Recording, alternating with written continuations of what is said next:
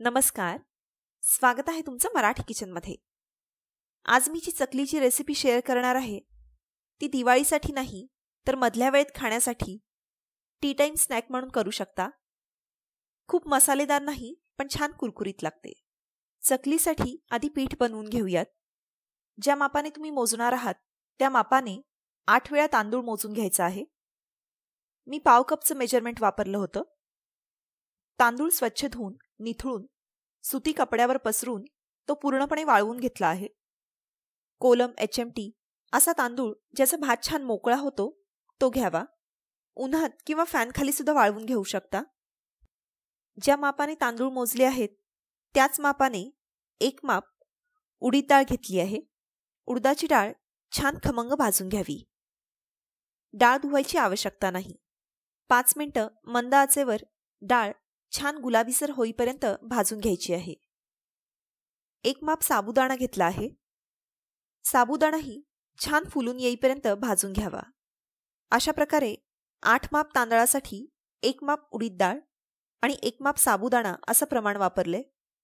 1 kilo तांदळासाठी 125 gram उडीद डाळ आणि 125 ग्रॅम साबुदाणा असं प्रमाण होईल. साबुदाणा छान फुललाय. तांदूळ पूर्णपणे वाळवून घेतलाय.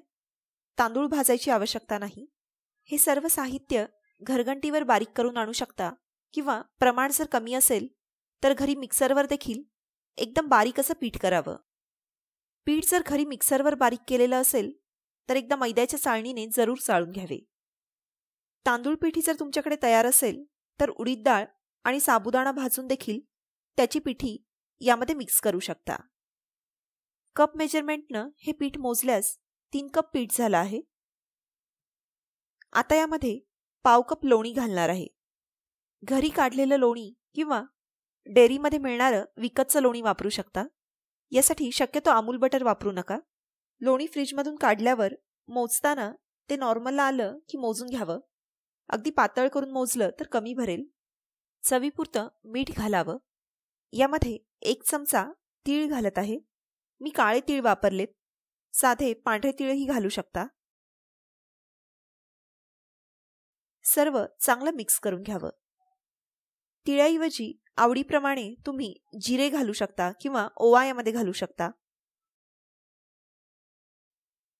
लागेल तसं पाणी घालून पीठ भिजवायचं आहे.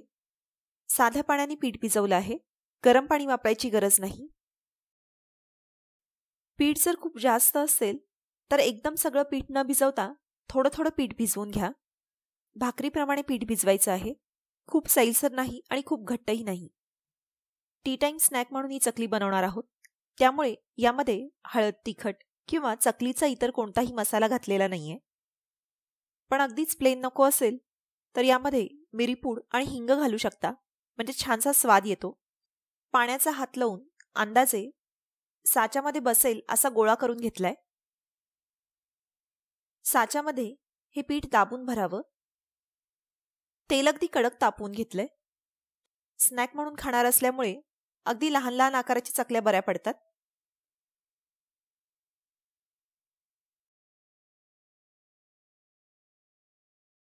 तेल तापलंय का ते एकदा चेक करून घ्यावं.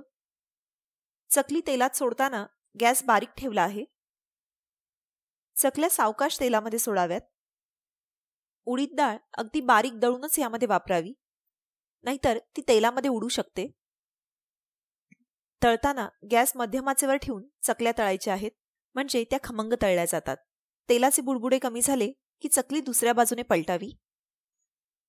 चकल्या व्यवस्थित तळायला 8 ते 10 मिनिटं लागतात. म्हणजे ती व्यवस्थित आतपर्यंत कुरकुरीत तळली जाते, मऊ पडत नाही.